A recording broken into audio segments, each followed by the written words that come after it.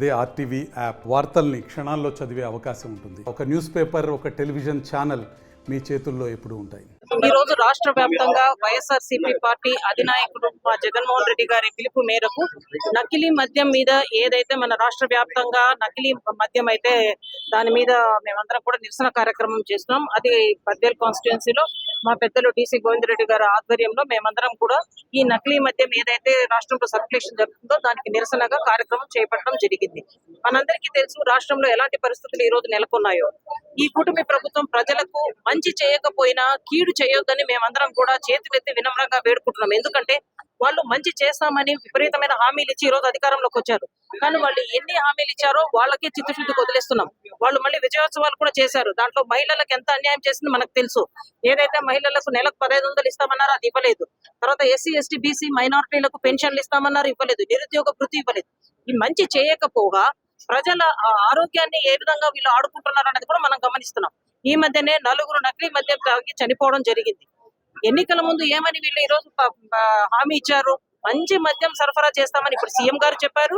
Deputy CM గారు అయితే జగన్మోహన్ రెడ్డి గారిని మద్యపాన ప్రియుల కడుపు కొట్టావు అని ఆ రోజు జగన్మోహన్ రెడ్డి గారిని కామెంట్ చేశారు.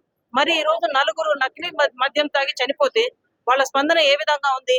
ఆ కుటీర పరిశ్రమలాగా నెలకొల్పి మద్యాన్ని తయారు చేసి మార్కెట్ లోకి రిలీజ్ చేసి ఎవ్రీ 3 or 4 బాటిల్స్ లో ఒక నకిలీ మద్యం కలిసిపోయి ఈ రోజు వాళ్ళకు ఆదాయం తెచ్చిపెడతా ఉంటే ఏ విధంగానూ దాని మీద కార్యాచరణ లేదు. దానికి తోడు పైగా వాళ్ళు ఏమంటున్నారు, ఆ దొరికిన వాళ్ళంతా వైసీపీ కోవట్లు అంటున్నారు. వైసీపీ కోవట్లకు మీరు బీఫామ్లు ఇచ్చి టికెట్లు ఇచ్చారా అని మేము ప్రశ్నిస్తున్నాం. ఇదంతా కూడా దొరికిన తర్వాత దొరికే వరకు వాళ్ళ ఆదాయాన్ని పంచుకొని దొరికిన తర్వాత పక్కన వాళ్ళ మీద నెట్టేయడం ఎంతవరకు సబబు? మేము ఖచ్చితంగా మా వైసీపీ పార్టీ తరఫున మేమందరం కోరేది ఏమంటే దీని మీద సిబిఐ దర్యాప్తు చేయాలా.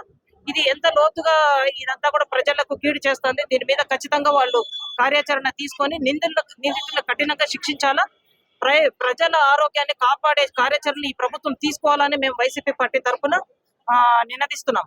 ఇంకొక ముఖ్యమైన విషయం ఏంటంటే ప్రజలు గమనించాల్సింది, గతంలో ప్రభుత్వమే మద్యం అమ్మినప్పుడు ఏ రోజు ఎవరు చనిపోయింది లేదు. ఈ రోజు ప్రైవేటీకరణ జరిగితే ఏ విధంగా ప్రైవేట్ వాళ్ళ చేతిలోకి వెళ్ళినప్పుడు ఆదాయం కోసం చూసుకుంటారు వాళ్ళు, ఏం దాంట్లో క్వాలిటీ కంట్రోల్ ఉండదు. ఇదే విషయాన్ని మేము మెడికల్ కాలేజీలో కూడా అడుగుతున్నాం. ప్రైవేట్ చేస్తే దానికి ఏ దానికైనా కూడా నియంత్రణ ఉండదు, లాభాపేక్ష విధంగానే పనిచేస్తారు.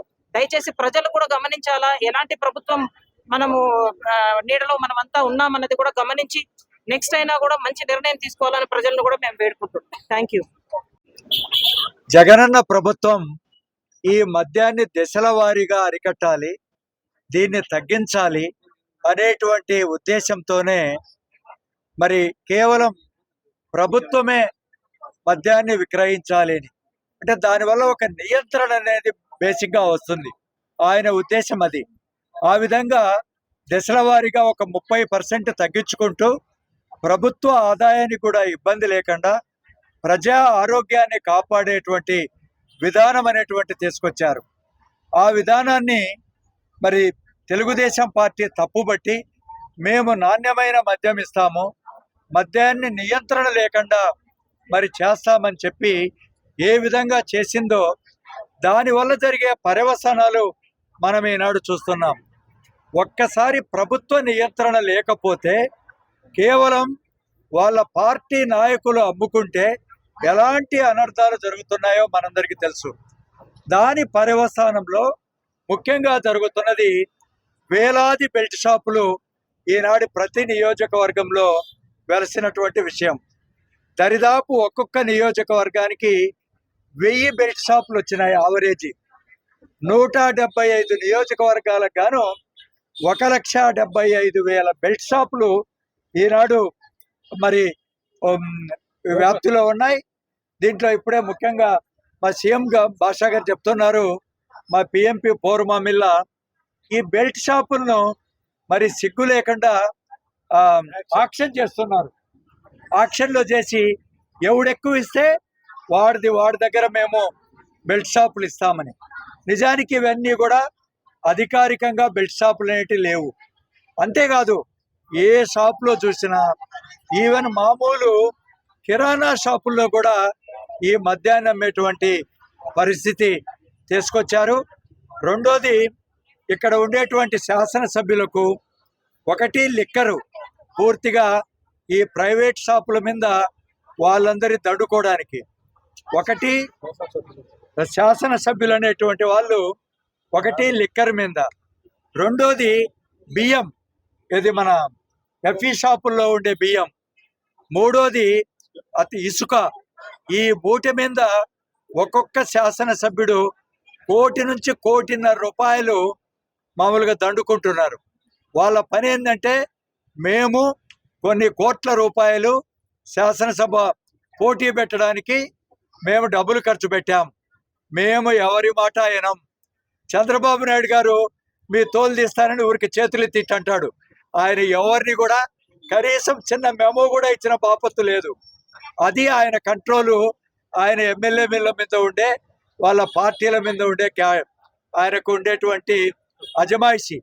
నిజానికి చంద్రబాబు నాయుడు గారే ఎరక ఉండి, మీరు ఈ విధంగా జనాల మీద పోయి సంపాదించుకోండి ఇష్టం వచ్చినట్టు, మళ్ళా రేపు పొద్దున లక్షల కోట్ల రూపాయలు గుమ్మరించి మళ్ళా మనం అధికారం లేకొద్దాం, దోసుకుందాం, దాచుకుందాం అనేటువంటి పద్ధతి ఏ విధంగా చంద్రబాబు నాయుడు గారు అమలు జరుపుతున్నారో, ఇది ఒక ప్లాన్ ప్రకారం అమలు జరుపుతున్నారు చంద్రబాబు నాయుడు గారు.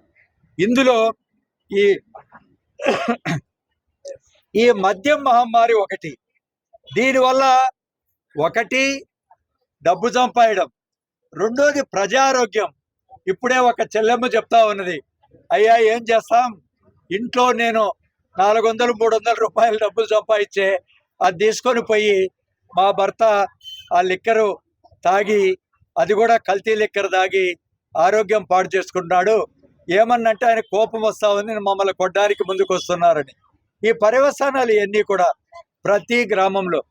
ఇదే జగన్మోహన్ రెడ్డి గారు ఒకసారి 2011లో ఇట్లే మన బద్వేలు నియోజకవర్గంలో చాలా ఎక్కువ ఉండేది. మరిన్ని వీడియోస్ కోసం ఛానల్ ని సబ్స్క్రైబ్ చేయండి, లేటెస్ట్ అప్డేట్స్ కోసం వాట్సాప్ ఛానల్ ని ఫాలో చేయండి, అండ్ లింక్ డిస్క్రిప్షన్ లో ఉంది.